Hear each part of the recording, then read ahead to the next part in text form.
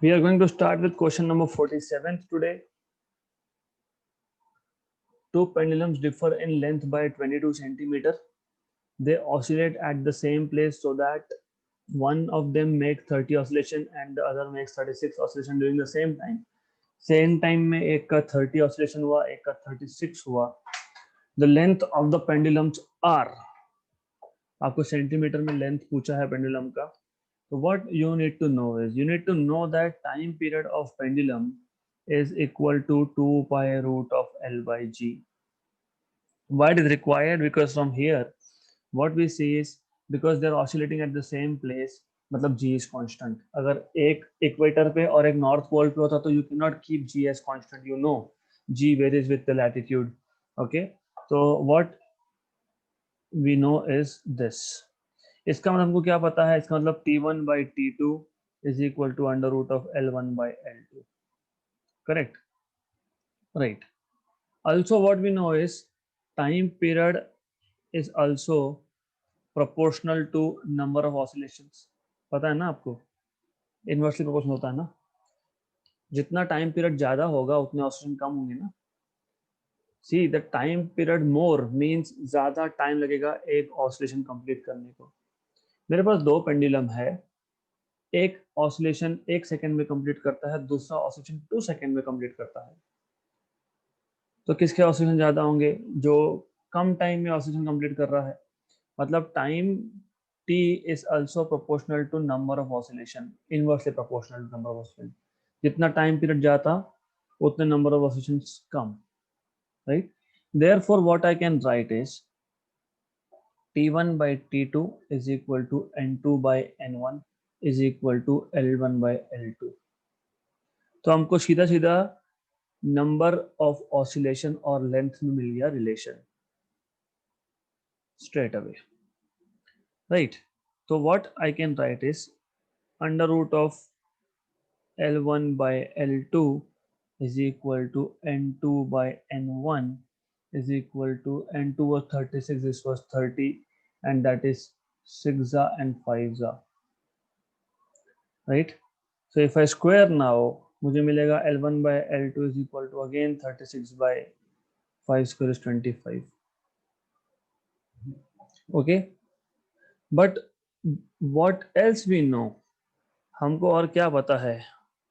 But given condition is L1 minus L2 is 22. उन्होंने बोला है. Right? They have so told you the pendulums differ in length. Problem यहाँ पे होता है कि L1 minus L2 लेना है या L2 minus L1 लेना है.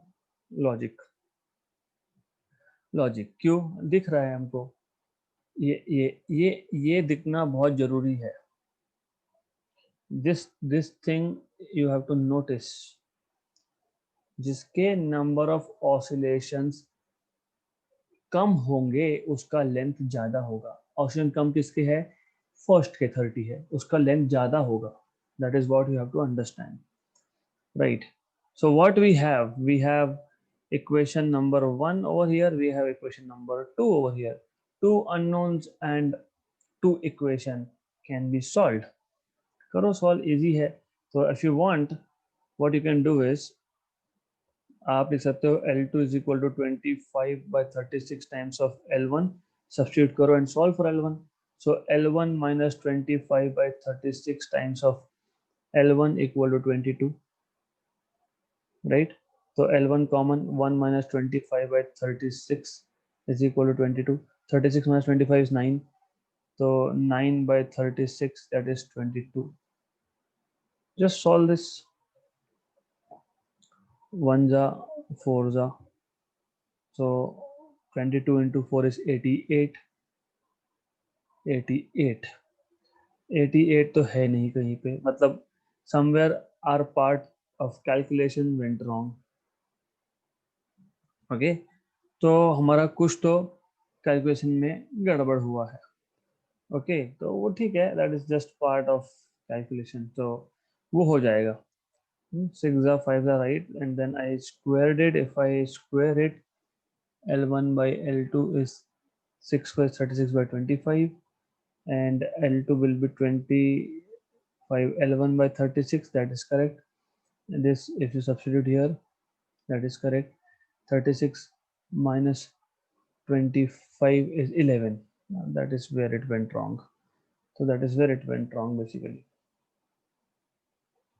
Okay, तो ये 11 by 36 equal to 22 आएगा, 1 जा and 2 जा, तो that is 72 सेंटीमीटर. L1 72 है, हाँ तो फिर यहाँ से आपको L2 मिल जाएगा. तो L2 is L1 minus 22, मतलब 72 minus 22 is 50 सेंटीमीटर. है क्या 72 and 50? Option number A. Right? So good enough. Easy the question. You just have to relate. You just have to understand what you are doing. उतना ही है, कुछ इसमें ज़्यादा है नहीं. Okay. So this is how you can solve this particular question. Right. Let's move to next question then.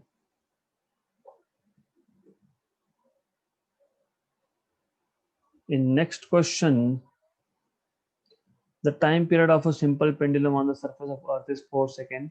Its time period on the surface of Moon is. ये question भी easy है, प्रोवाइडेड आपको पता होना चाहिए. Acceleration due to gravity on moon is 1/6 of earth. Right? क्यों?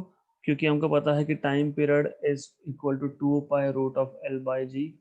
उन्होंने बोला है कि ऑफ अ सिंपल पेंडुलम, मतलब सिंपल पेंडुलम चेंज नहीं हो रहा है, length of the pendulum remain same, मतलब तो time period is proportional to 1 upon root जी. तो टाइम पीरियड ऑन मून पूछा है, time period on moon upon time period on earth will be under root of g on earth upon g on moon. G on earth and g on moon, that is 6. So this is basically under root of 6. Okay, under root of 6 ऐसा आएगा. तो you should know this.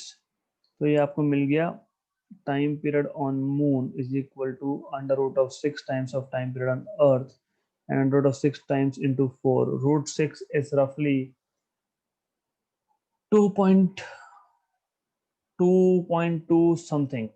So 2.2 something into 4 is 10 seconds. है ना? To be precise, if you want to know what is the precise answer, then let me check. But definitely under root of 6 is 2.2 something आता है. So what is under root of 6? 2.449. तो 2.449 into 4 कर लो, मतलब 2.5 into 4 कर लो तो 10 आता है. तो ऑप्शन नंबर सी आएगा आंसर में. Next question. A particle is acted simultaneously by two mutually perpendicular simple harmonic motions. X equal to a cos omega t, y equal to a sin omega t. Okay. The trajectory of the motion of the particle will be. Good enough. Easy है. हमारे पास एक particle पे दो simple harmonic motion simultaneously act हो रहे हैं और दोनों के दोनों परपेंडिकुलर है. This is what you have been given. तो ट्राजेक्टरी निकालना है, इसको पहले स्क्वायर एंड ऐड करो. स्क्वायर एंड एडिंग, इसको इक्वेशन 1 बोलता हूँ, इसको इक्वेशन 2 बोलता हूँ. Let us square and add. Squaring and adding 1 and 2.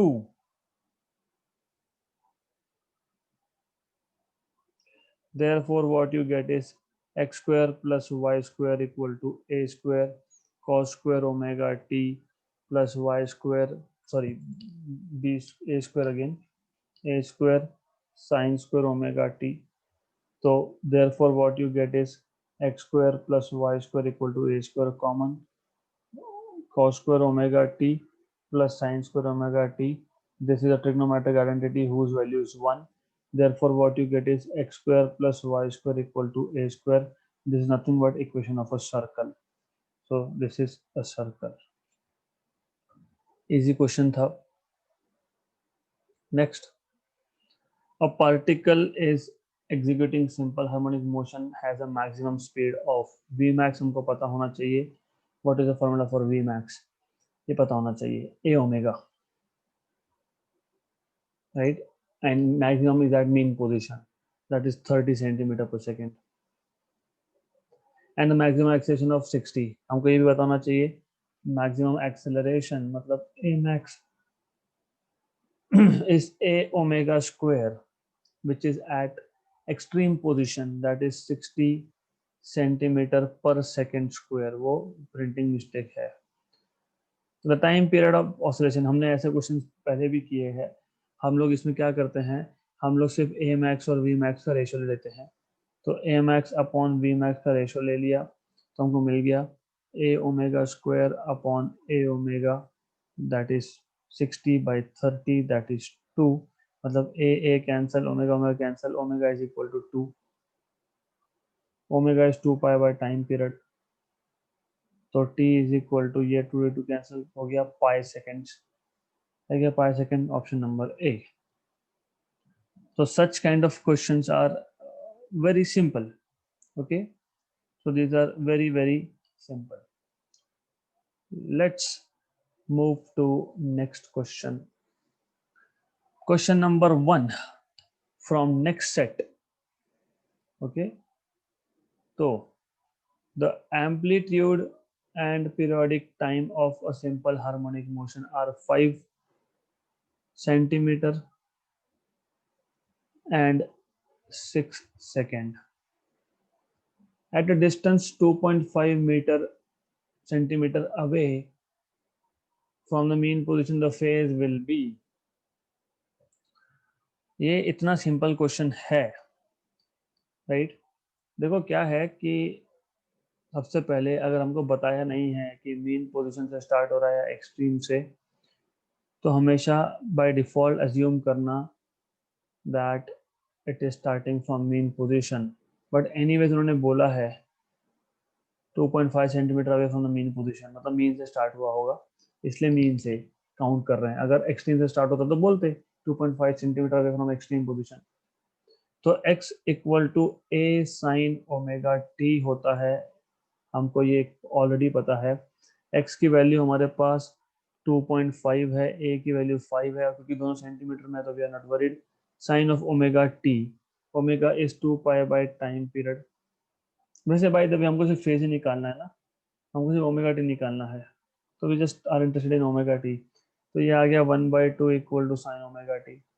Sign omega t की वैल्यू 1/2 होती है पाई/3 पे, तो मिल गया फेज आपको पाई/3. आई थिंक ये क्वेश्चन पहले भी हुआ था हमारा, but nothing wrong in repeating. So this is how you are going to solve such questions. बहुत सिंपल सा क्वेश्चन था ये. Next, a 1 into 10 power minus 20 kilogram particle is vibrating with simple harmonic motion with a period of 10 power minus 5 seconds. And the maximum speed of 10 power 3 meter per second. The maximum displacement of the particle is, good, easy है. You have been given Vmax, you have been given time period. तो इससे मुझे क्या मिल सकता है, what information can I have? और maximum displacement of the particle मतलब amplitude होता है, तो डायरेक्टली एम्पलीट्यूड मिल जाएगा. कैसे? a omega is 2 pi by time period, that is equal to 10 power 3, right? Omega is 2 pi by time period. a is equal to t in t by 2 pi into 10 power 3. तो मुझे मिल जाएगा a is equal to t की value दी है 10 power -5 into 10 power 3 upon 2 into पाई. 1 upon pi की value पता होनी चाहिए, that is 0.31 something. तो 1 बाय पाई इज एक्चुअली सिर्फ एक डेसिमल शिफ्ट होता है. पाई की वैल्यू जो आपके पास होती है, you know, 1 divided by 3.14 is 0.318. तो 1/2 मतलब 0.5, 1 बाय पाई मतलब 0.318, और ये 10 पावर -2 आ गया अलग से वो. ओके, तो 10 पावर -2 अलग से आ गया. तो व्हाट इज 0.318 into 0.5? 0.318, वैसे आंसर तो आ गया 1.59 आएगा, क्योंकि 318 का हाफ करोगे तो 159 के आस आता है, तो ये आ गया आपका 0.159 इंटू 10⁻⁻2, मतलब 1.59 इंटू 10⁻⁻3, मतलब 1.59 mm में आंसर आ गया. So that was easy way of solving things. Next, a particle is executing simple harmonic motion with a period of t seconds and amplitude a meter. The shortest time it takes to reach a point a by root 2 meter from its mean position is. This is a joke. This is completely a joke. Option is going to be t by 8. Option number C. Why? चलो मैं आपको पहले तो conventional method बताता हूँ. Conventional method आपको solve करना पड़ेगा. A particle is executing simple harmonic motion with a period t and amplitude a. The shortest time it takes to reach a by root 2 meter is. तो x is equal to a sin omega t, right? x मतलब a by root 2, amplitude मतलब a बोला है, sin of omega t, omega is 2 pi by t into small t, a cancel, यहाँ पे 1 by root 2 बचा. 1 by root 2 कब आता है? sin of pi by 4 पे आता है ना. if you want I will increase one step, तो ये आएगा 1 by root 2 is equal to sin of 2 pi by t into t. So this is sin of pi by 4 equal to sin of 2 pi by t, capital T है, capital T into small t. तो sign sign गया तो ऐसा आया, ये और ये भी गया, तो small t is equal to t by 8 आ गया answer. Option number C. This is conventional method. Non conventional method मतलब क्विक मेथड, उसके लिए आपका मेमोरी स्ट्रांग होना चाहिए. आपको ये याद होना चाहिए कि a बाई रूट 2 पे एग्जैक्टली एनर्जीज का रेशियो कैसा होता है. मैंने बताया था fraction of kinetic energy and fraction of potential energy. a by root 2, there's some specific thing which happens there, right? तो वो अभी आप खुद देखोगे. You have to find your own ways of creating shortcuts. A particle executing SHM of amplitude 4 centimeter, time period 4 seconds. The time taken by it to move from positive extreme position to half of amplitude. Important है. X equal to a cos of omega t use करोगे, क्योंकि उन्होंने बोला है, what they have told you, that the time taken by the particle to move from positive extreme, मतलब the particle is starting from its extreme position, to move to half the amplitude, मतलब a by 2 पे पहुंचना है उसको, right? So this is how you are going to solve it. a cancel, half value आ गई, half equal to cos omega t. Half is nothing but cos of pi by 3, yes, cos omega t. So pi by 3 equal to omega is 2 pi by time period into t, right? Pi cancel, तो ये आ गया t is equal to t by 6 and t is 4, so 4 by 6, 4 by 6 is 2 by 3. Option number C, right? ये भी simple था, just simple equations. Okay, next question. The periodic time of a body executing simple harmonic motion is 3 seconds. After how much interval from t equal to 0 its displacement will be half of its amplitude? वही question है. x equal to a/2 कब होगा ये पूछा है ना। Time period दिया है, x की वैल्यू क्या, x क्या होता है a sin omega t।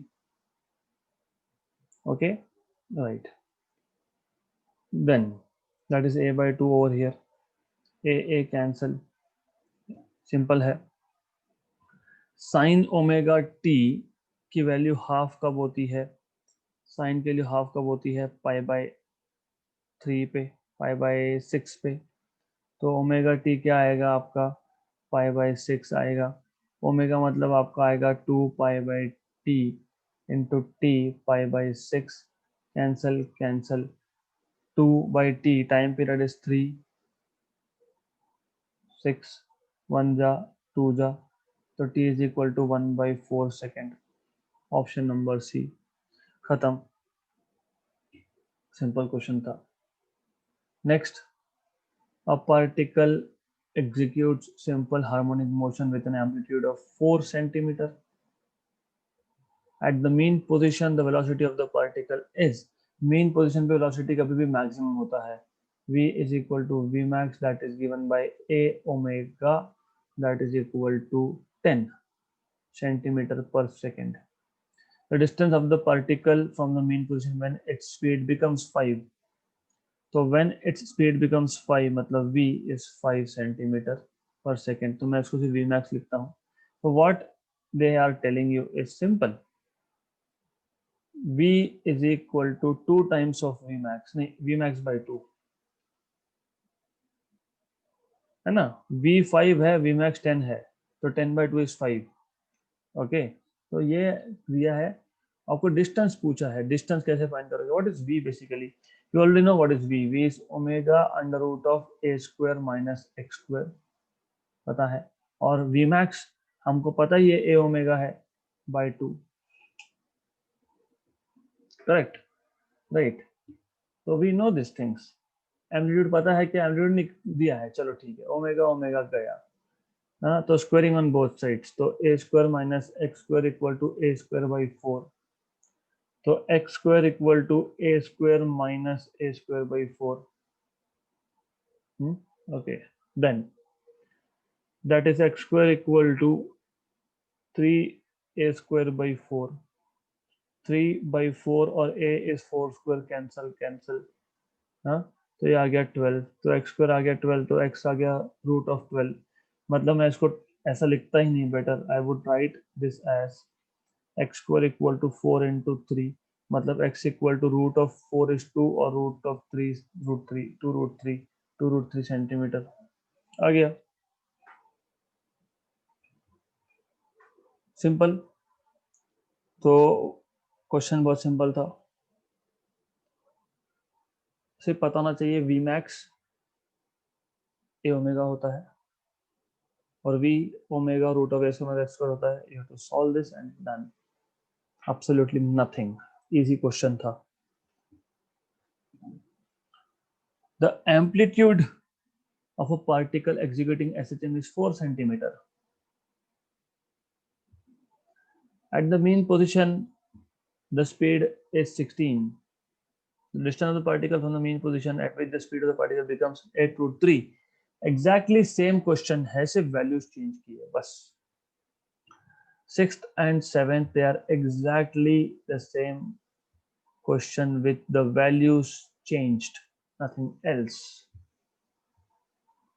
Eighth number, the displacement equation of a particle is x equal to a sin of omega t plus b cos of omega t। मैंने बोलते बोलते a और b इसलिए बोला क्योंकि मुझे पता है आपको एम्पलीट्यूड और मैक्सिमम वेलोसिटी पूछा है। Amplitude in such cases, resultant amplitude in such cases is under root of a square, ये अगर a है ये अगर b है, आपको याद होगा, याद नहीं है तो बता देता हूँ। कंपेयरिंग विथ, कल भी किया था ऐसा example, comparing with x equal to a sin omega t plus b cos omega t. Therefore, r in this case is under root of a square plus b square. But comparing, you get a equal to 3, b is equal to 4 and omega as 2. So under root of 3 square plus 4 square 9 square plus 9 plus 16 is 25 का root is 5. तो amplitude is 5, मतलब option number A आ गया खत्म. Maximum velocity निकालना है तो भी निकाल सकते हो. V max is a omega. A omega मतलब एम्पलीट्यूड इनटू ओमेगा. एम्पलीट्यूड कितना है 5, ओमेगा कितना है 2, कितना आ गया 10, 5 and 10. Done. Option number A. Good.